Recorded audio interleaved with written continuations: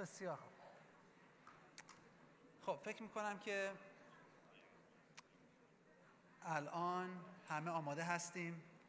اون شوق و طرب ما رو به اون مرحله رسونده که آماده باشیم برای اون لحظه‌ای که همه منتظرش بودیم و فیلمی که مدت‌ها صحبتش بوده و همه می‌خواستیم ببینیم و امشب این فرصت پیش میاد که بتونیم با هم تماشا بکنیم و لذت ببریم. من یه چند دقیقه فقط برای دوستانی که کارگردان این فیلم آقای محسن مخملباف رو ممکن نشناسن خیلی کوتاه ایشون رو معرفی میکنم، ولی قبل از اینکه معرفی بکنم باز هم چند تا اعلانات ببخشید تکراری دارم، ولی خب برای دوستانی که تازه وارد جمع ما شدن به ما پیوستن عرض کنم که لطفاً تلفناتون رو خاموش بکنید، عکس نگیرید، فیلم نگیرید، بچه‌هاتون رو بردارید ساعت 10 و خودتون هم لطفاً در هنگام پخش فیلم سکوت رو رعایت بکنید که همه بتونن از فیلم لذت ببرن. خب یه نکته دیگر هم عرض بکنم، فیلمی که پخش خواهد شد فیلم باغبان دیویدیش پیش فروش میشه، در کتاب فروشی میتونید اوردر بدید و اون رو بعداً دریافت بکنید.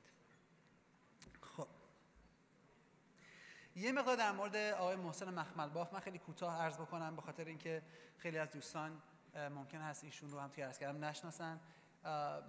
ایشون از اونجا که مدت طولانی است که فیلم میسازن، جوایز خیلی زیادی رو هم بردن، در این حال خیلی بحث انگیز بودن به خاطر مضامین خیلی گسترده‌ای که در آثارشون دیده می‌شده. ایشون هم فیلمساز هستن، هم نویسنده، کتاب‌ها و مقالات زیادی هم نوشتن. پیش از انقلاب به خاطر فعالیتایی که داشتن در سن نوجوانی 4 سال زندان رو تجربه کردن و پس از انقلاب تبدیل شدن به یکی از ستون‌های اصلی هنری و در حوزه هنری سازمان تبلیغات اسلامی به خاطر هوشی که داشتن و کاریزمایی که داشتن به قول معروف مسئول شدن که هنر انقلابی رو و از انقلاب تعریف بکنن و مقالات زیادی هم در این زمینه نوشتن. فیلم‌های اولیه ایشون مثل استعاذه، مثل دو چشم بیسو و توبه نصوح، اینا خیلی مایه‌های پررنگ مذهبی دارن. بعد به مرور ایشون علاقهش به مسائل اجتماعی بیشتر میشه و فیلم‌هایی که میسازه دوستانی که دیده باشن مثلا فیلم‌های هنرپیشه، فیلم دستفروش، فیلم بایسیکل ران منعکس کننده علاقه ایشون به اقشاری هستن که ایشون به نظرشون میومد که مظلوم هستن و صداشون به گوش جامعه یا به دیگران مسئولین رسیده نمیشه، بنابراین همیشه سعی کردن که زبان گویای اقشار مظلومتر باشن، مثل مهاجرین افغان، مثل کودکان، مثل فقرا و زنان.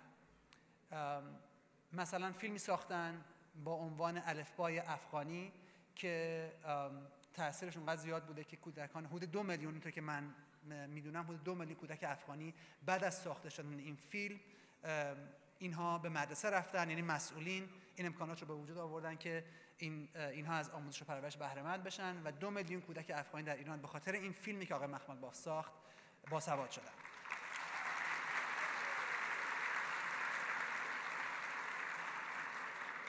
رمان ایشون دارن به اسم باغ بلور. من این رمان رو خیلی جوان بودم که خوندم، در سال 1989 نوشته شد و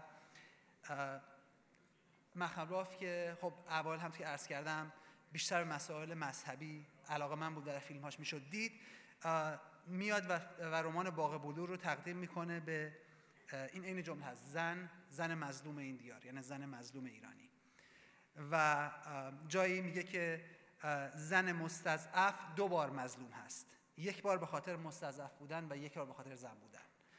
و تمام رمان باغ بلور، خب قسمت‌های زیادی هست من واقعا دلم خواست میتونستم اینجا بخونم ولی خب فرصتش نیست، ولی یه جایی از زبان شخصیت زن داستان به شوهرش میگه که اگر هم میخوای منو بزنی منو جلوی دیگران نزن، منو وقتی خودم و خودت هستیم بزن.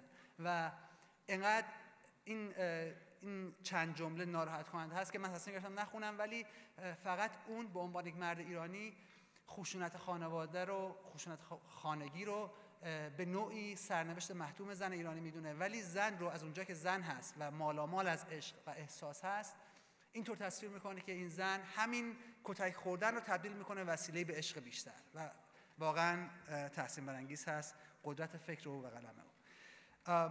همینطور ادامه پیدا میکنه، مصاحبه‌های زیادی انجام میده. در یکی از مستندهایی که برای او ساخته میشه به اسم گنگ خواب دیده، نسبیگرایی خودش رو به این شکل میگه وقتی همه چیز رو نسبی ببینی مهربانتر هم میشی. حتی به هر کسی اجازه میدی که اشتباه بکنه، حتی خطاهای ذهنی بکنه، متأثر از ضعف‌های شخصی، خطاهای عملی بکنه. دست از محاکمه کردن افراد برداشتم در ذهنم، یعنی حق دادم که آدم‌ها همون جوری باشن که هستن، بیش از این که متوقع باشم که چرا اونجوری که هستن، اجازه دادم که اونجوری که هستن باشن. و باز هم در جای دیگه‌ای، در مصاحبه دیگه‌ای مطلب ذکر کردی که خیلی برای من جالب بود و اون همین هست که میگه این عین جملات خودش هست: بدبختی بشر از جهل اوست و جهل را با اسلحه نمیتوان از بین برد.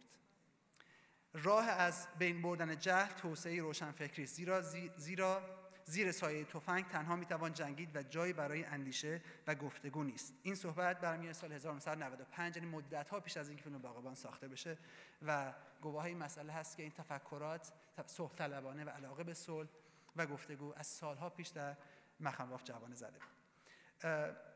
فیلم باغبان هم در واقع ادامه همون روندی است که مخمل باف پیش از این داشت، یعنی دفاع از کسانی که او فکر می‌کرده که صداشون شنیده نمیشه و مظلوم هستن.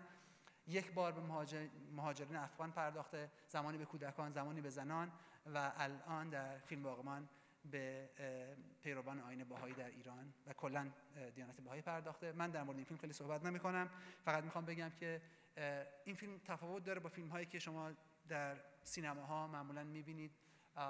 یک فیلمی هست هنری و خلاقیت بیننده رو ازش استفاده می‌کنه، سرشار از استعارات هست.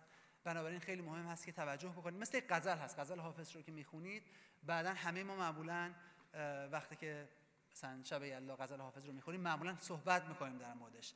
این فیلم با صحبت کردن بیشتر به اون نتیجه‌ای که باید برسه خواهد رسید و با فکر کردن، و اینطور نیست که یه چیز آماده به شما داده بشه و ببینید و لذت ببرید و برید.